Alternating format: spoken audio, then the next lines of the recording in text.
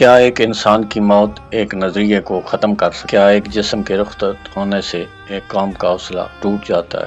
یا پھر کچھ لوگ ایسے بھی ہوتے ہیں جن کی زندگی صرف زندگی نہیں بلکہ ایک مکتب بن جاتی ہے۔ آج لاکھوں انسان ایک سفید کفن میں لپٹے رابر کے گرد کھڑے ہیں، آنکھیں نم ہیں، دل غمزدہ ہے، مگر عجیب بات یہ ہے کہ اس ہجوم میں مایوسی نہیں، شکست نہیں، بلکہ عزم دکھائی دیتا ہے، کیونکہ بعض شخصیات مر کر بھی ختم نہیں ہوتی، وہ تاریخ کے صفحات سے نکل کر نسلوں کی فکر بن جاتی ہے۔ السلام علیکم، آپ دیکھ رہے ہیں نسیم زندگی۔ آج کی ویڈیو کسی سیاسی وابستگی یا جذباتی نعروں کے لیے نہیں بلکہ ایک فکری اور تاریخی جائزے کے لیے ہے۔ ہم یہ سمجھنے کی کوشش کریں گے کہ شہید رہبر انقلاب سید علی خامنئی رحمۃ اللہ علیہ کی زندگی سے امت مسلمہ کو کیا سبق ملا، کیونکہ دنیا کی بڑی طاقتیں ایک شخص سے خوفزدہ رہیں، اور آخر وہ کون سی طاقت تھی جس نے سخت ترین پابندیوں، جنگوں، دھمکیوں اور سازشوں کے باوجود ان کے عزم کو نہیں توڑا۔ یہ صرف ایک شخصیت کی کہانی نہیں، یہ حق اور باطل کی اس کشمکش کی داستان ہے جو کربلا سے آج تک جاری ہے۔ قرآن مجید بار بار انسان کو حق اور باطل کی پہچان سکھاتا ہے۔ اللہ تعالیٰ فرماتا ہے، اور فرما دیجئے حق آ گیا اور باطل مٹ گیا، بے شک باطل مٹنے ہی والا تھا۔ یہ آیت صرف ماضی کا قصہ نہیں بلکہ ہر دور کی حقیقت ہے۔ شہید رہبر انقلاب کی پوری زندگی اسی اصول کے گرد گھومتی رہی کہ طاقت صرف ہتھیار کا نام نہیں بلکہ نظریے، ایمان اور استقامت کا نام ہے۔ دنیا کی بڑی طاقتوں نے انہیں جھکانے کی کوشش کی، اقتصادی پابندیاں لگیں، سائنسدان شہید کیے گئے، جرنیلوں کو ڈرون حملوں میں نشانہ بنایا گیا، میڈیا وار کی گئی، داخلی انتشار پیدا کرنے کی کوشش کی گئی، مگر ایک چیز نہ ٹوٹ سکی، وہ تھا ایمان، کیونکہ جو انسان موت سے نہیں ڈرتا، دنیا کی کوئی طاقت اسے غلام نہیں بنا سکتی۔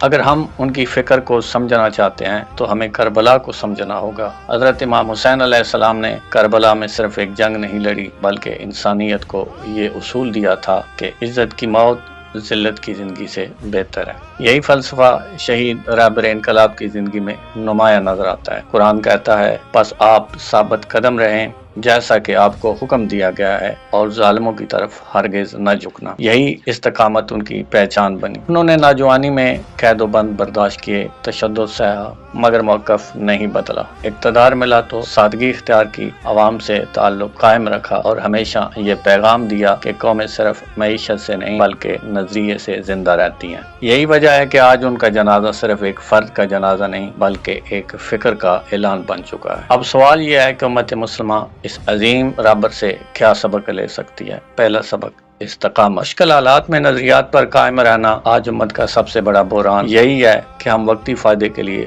اصول قربان کر دیتے ہیں۔ دوسرا سبق، علم اور شعور۔ ان کی شخصیت صرف سیاسی نہیں تھی، وہ تفسیر قرآن، تاریخ اور فکری مطالعے سے گہرا تعلق رکھتے تھے۔ انہوں نے نوجوانوں کو ہمیشہ علم، تحقیق اور فکری بیداری کی طرف بلایا۔ تیسرا سبق، سادگی۔ اقتدار کے باوجود سادہ زندگی گزارنا یہ ثابت کرتا ہے کہ اصل عظمت کردار میں ہوتی ہے، پروٹوکول میں نہیں۔ چوتھا سبق، امت کا درد۔ انہوں نے فلسطین، کشمیر اور مظلوم اقوام کے مسئلے کو صرف سیاسی موضوع نہیں بلکہ انسانی فریضہ سمجھا۔ پانچواں سبق، خوف سے آزادی۔ طاقتور قوتیں ہمیشہ خوف کے ذریعے حکومت کرتی ہیں، مگر تاریخ گواہ ہے کہ جو قوم خوف سے آزاد ہو جائے اسے شکست دینا ممکن نہیں رہتا۔ تاریخ کا ایک عجیب اصول ہے، بعض لوگ زندگی میں طاقتور نظر آتے ہیں مگر مرنے کے بعد بھلا دیے جاتے ہیں، اور بعض لوگ جسمانی طور پر دنیا سے چلے جاتے ہیں مگر ان کا نظریہ مزید طاقتور ہو جاتا ہے۔ کربلا اس کی سب سے بڑی مثال ہے۔ یزید کے پاس حکومت تھی، فوج تھی، طاقت تھی، مگر آج کروڑوں دل حضرت امام حسین علیہ السلام کے ساتھ دھڑکتے ہیں۔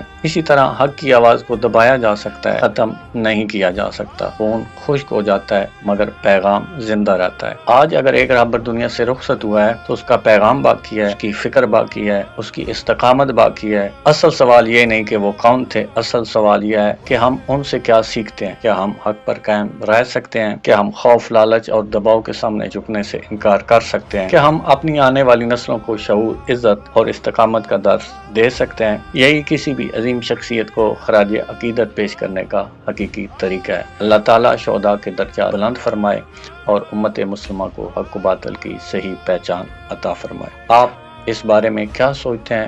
کمنٹ میں اپنی رائے ضرور دیجیے۔ ویڈیو پسند آئے تو لائک اور شیئر کیجیے اور نسیم زندگی کو سبسکرائب کرنا نہ بھولیے۔ اللہ حافظ۔